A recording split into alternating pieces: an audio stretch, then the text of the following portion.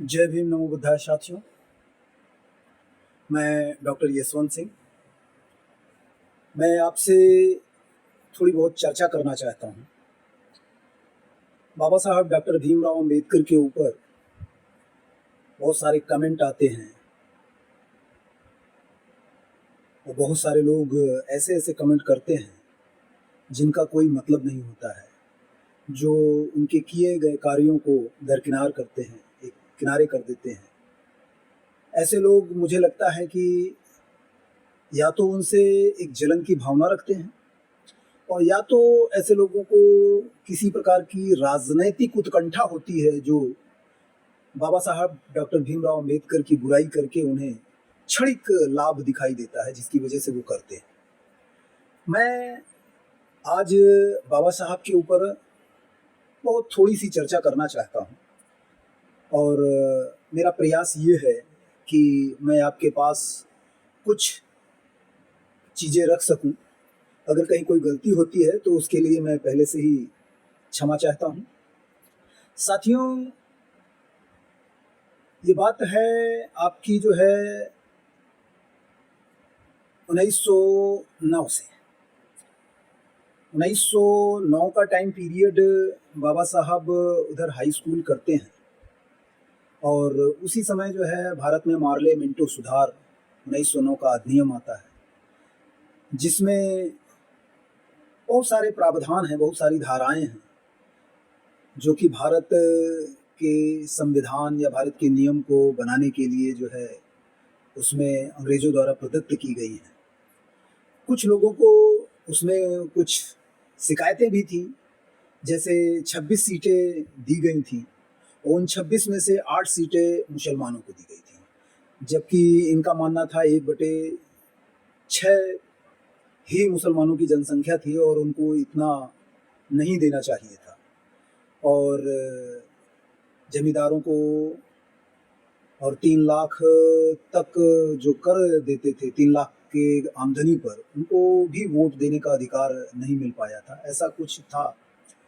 और इन्हीं सब चीज़ों के लिए हिंदू और मुस्लिम में सत्ता को लेकर के, राजनीति को लेकर आपस में द्वंद्व दिखाई देता है। हिंदू मुस्लिम के ऊपर दोषारोपण कर रहे थे और मुस्लिम हिंदू के ऊपर दोषारोपण कर रहे थे। इन्हीं सब के होते 10 वर्ष बाद जो है 1919 का जो मॉन्टेग्यू चेम्सफोर्ड का नियम आया, द्वैध अधिनियम जो है, वो उसका जब निर्माण लगभग समाप्ति की ओर था, तो 1916-17 में बाबा साहब इंग्लैंड में थे और वो सर साउथबरो के सामने प्रस्तुत हुए थे। उनके सामने उन्होंने एक प्रतिवेदन प्रस्तुत किया था और उस प्रतिवेदन को जो है मैग्ना कार्टा कहा जाता है। ये बोला गया था कि ये मानवता पर लिखा गया सबसे अच्छा प्रतिवेदन है, जिसको लोगों ने ध्यान दिया, वहाँ की सरकार ने ध्यान दिया। कुछ चीज़ें तो सम्मिलित कर ली गई थी। 1909 में भारतीय लोगों को जो है स्थान मिला था, उससे बढ़ाकर 1919 में दिया गया था। बीच में कुछ कम भी किया गया था, प्रथम विश्व युद्ध हुआ था, उसमें बहुत सारी अड़चनें आई थी।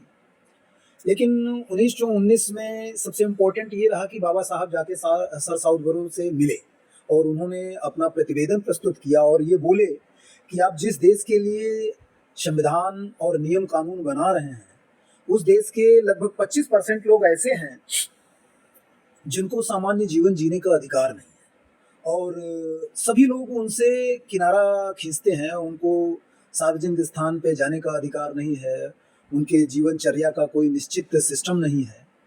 तो ये चीज़ें जब बताने लगे तो साउथबरो जी ने कहा कि ऐसा होना नहीं चाहिए, हम तो बहुत समय से शासन कर रहे हैं। पर उन्होंने कहा कि अगर ऐसा है तो मैं अगले जो है जब एक्ट बनाऊंगा या एक्ट जब बनने वाला होगा तो मैं आपकी बातों को ध्यान रखते हुए आगे काम करूंगा। तो जो प्रचलित ऐतिहासिक पुस्तक हैं जो यूनिवर्सिटियों में चलती हैं और जगह पे चलती हैं, उनमें तो इन चीज़ों का वर्णन नहीं मिलेगा जिस चीज़ का मैं बोलने जा रहा हूँ, जिस चीज़ के बारे में मैं बोलने जा रहा हूँ।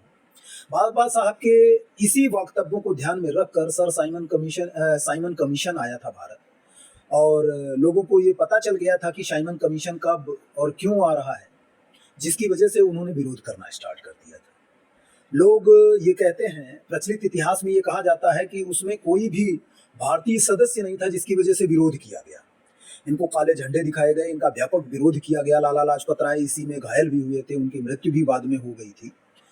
लेकिन ये लोग इसीलिए यही कहते रहते हैं कि उसमें कोई भारत का सदस्य नहीं था, इस वजह से हम विरोध कर रहे हैं, और जब कोई भारतीय सदस्य नहीं था तो वो हमारे अधिकारों की बात कैसे कर सकते हैं। तो मेरा ये मानना है कि 1881 या 61 से जो भी मिशन, जो भी प्लान भारत भेजे गए हैं अंग्रेज सरकार की तरफ से, और बाबल योजना जो है माउंटबेटन प्लान तक, इसमें मेरे हिसाब से तो मुझे कहीं कोई भारत का सदस्य इसमें सम्मिलित होता हुआ नहीं दिखाई दिया कि वहां से जो उन्होंने मिशन भेजे हों, जो प्लान भेजे हों, उसमें कोई भारतीय सदस्य रहा हो। अगर कोई सदस्य आपको दिखाई देता है तो मुझे सूचित जरूर करें। मैं भी जानना चाहूंगा कि वो कौन सी ऐसी योजना थी जो वहां से चल के आई, उसमें भारतीय सदस्य था। अगर ये लोग साइमन कमीशन का विरोध कर रहे तो उन सारी योजनाओं का भी विरोध करना चाहिए था, सारे कमीशंस का विरोध करना चाहिए था, चाहे वो क्रिप्स मिशन रहा हो, चाहे वो वाबेल योजना रहा हो, चाहे मॉन्टेग्यू प्लान रहा हो, या इससे पहले जो द्वैध अधिनियम का रहा है, मॉर्लेमेंटो के पहले जो कमीशन आए थे जो इन पे ध्यान रखे गए थे। 1861 का था, 1881 पिट्स इंडिया एक्ट के पहले जो है 1784 में पिट्स इंडिया एक्ट आने के पहले 1781 में जो है भेजा गया था। तो हम देखते हैं कि ऐसा कहीं विरोध दिखाई नहीं देता है। 1892 में तो भारतीयों को प्रश्न पूछने का अधिकार दिया गया था, उससे पहले तो प्रश्न पूछने का भी अधिकार नहीं था, लेकिन प्रश्न पूछने का अधिकार तो दिया गया था, और उन प्रश्नों को वो जब चाहे तब मना कर सकते थे वे बताने से, या उसको रद्द कर सकते थे। इनको प्रश्न पूछने के लिए पहले लिख के देना पड़ता था, तो उस समय वो विचार करते थे, फिर वो देने का प्लान बनाते थे कि उत्तर देना है, जानकारी देना है या नहीं देना। तो साथियों, जो लोग बाबा साहब के ऊपर प्रश्न चिन्ह खड़ा करते हैं, मैं उनको बताना चाहूंगा, ये बाबा साहब का ही प्रयास था कि 1927 में जो साइमन कमीशन आया वो बाबा साहब की वजह से आया था। लेकिन लोग ये मानेंगे नहीं, हालांकि मैं मानता हूं। मैं आपको उसी परिप्रेक्ष्य में वार्ता कर रहा हूं आपसे। और साइमन कमीशन जो यहाँ देख के गया था, उसी सिलसिले में उन्होंने राउंड टेबल कॉन्फ्रेंस को बुलाया था। 1930, 31, 32 में जो गोलमेज सम्मेलन हुए हैं इंग्लैंड में, वो भारतीय government of act India act जो 1935 में बनना था उसके लिए जो है आहूत किए गए थे। और इन्हीं सुझावों पर बहुत सारे निर्णय होने थे, बहुत सारी धाराएं बननी थी, बहुत सारे अधिकार देने थे लोगों को, यहाँ पे ऐसे लोगों को जो सामान्य जीवन नहीं जी पा रहे थे या निचले तबके के लोग थे। आपको पता होना चाहिए कि इसी साइमन कमीशन के बाद जो है उन्होंने एक लिस्ट बनाई थी। उस लिस्ट का नाम था the scheduled of backward caste. तो जब बाबा साहब ने वो लिस्ट देखी तो लोगों को बोला था कि इसमें तो अभी वो पूरी जातियां नहीं हैं जिनको जो पूरी तरह से पिछड़ी हुई हैं, अभी इनमें बहुत सारी ऐसी जातियां हैं जो आपको शामिल करना है।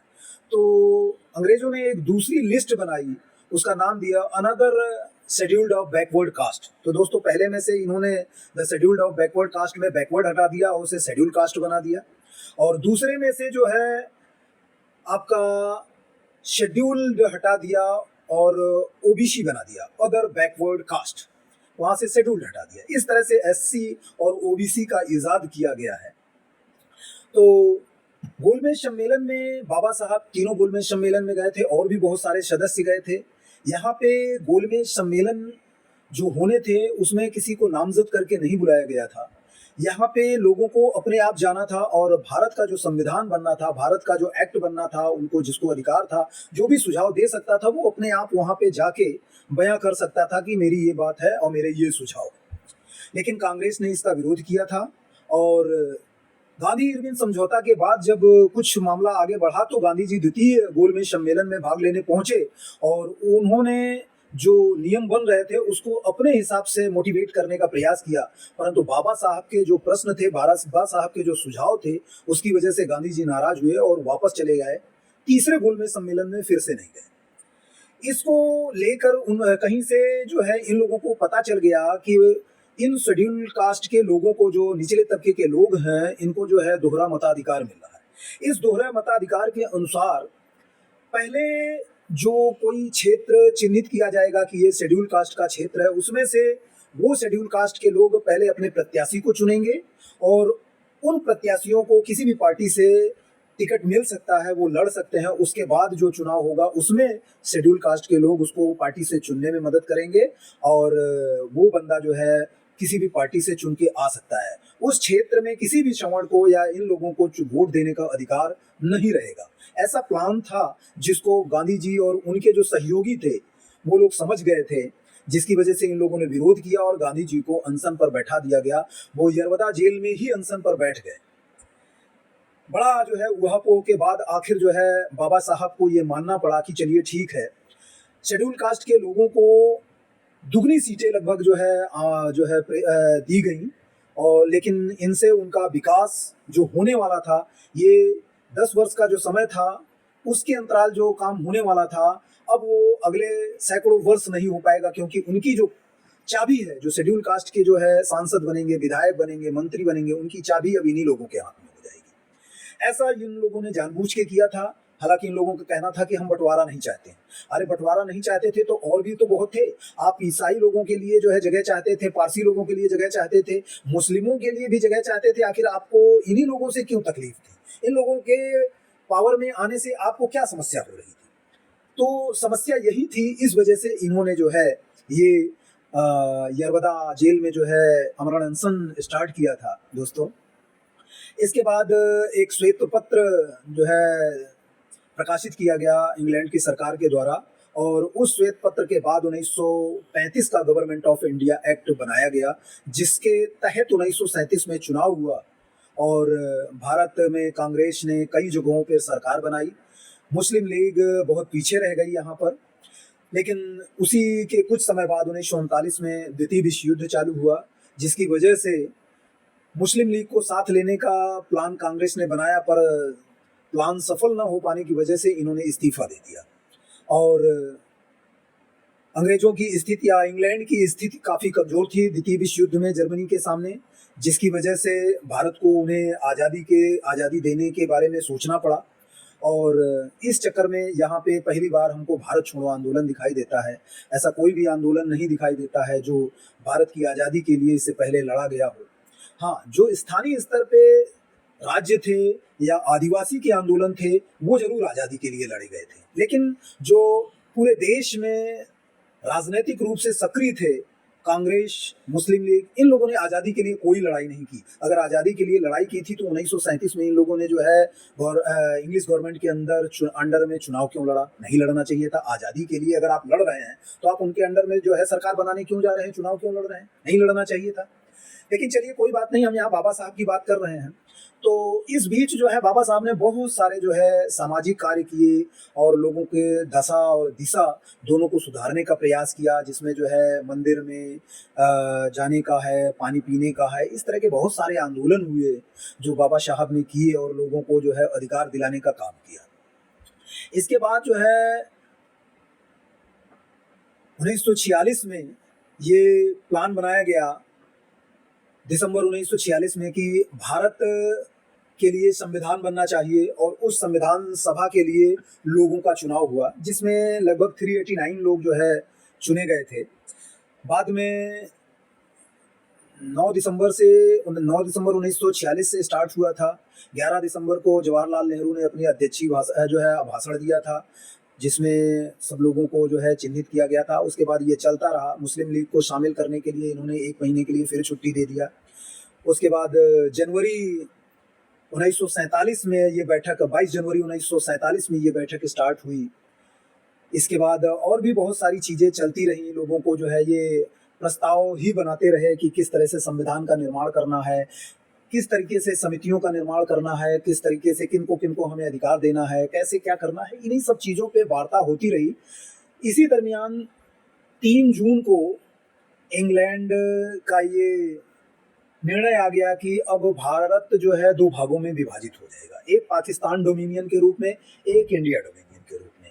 तो 3 जून का ये जो निर्णय आया उसमें जो है उन संविधान सभा के सदस्यों की संख्या कम हो गई, वहाँ पे 299 सदस्य बचे। अब इस भारत का जो है संविधान बिल्कुल बदल गया, जो पहले ये लोग बनाना चाह रहे थे जिन क्षेत्रों के लिए, और उसमें से बहुत सारे क्षेत्र कट गए थे, जिसकी वजह से इन्होंने पूरा का पूरा एक सिस्टम चेंज किया।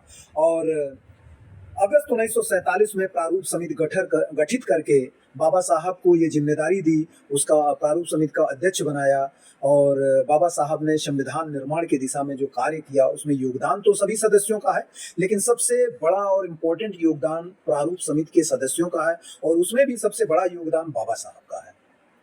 बाबा साहब ने, हालांकि जो संविधान सभा बनी थी अगस्त के पहले ही उसके सदस्यों ने लगभग 60 देशों का संविधान एकत्र कर लिया था पढ़ने के लिए, और जितने भी सदस्य थे सभी सदस्यों को सभी देश के जो है संविधान सौंपे गए थे पढ़ने के लिए, और उसी संविधानों से हमें अपना संविधान का निर्माण करना था।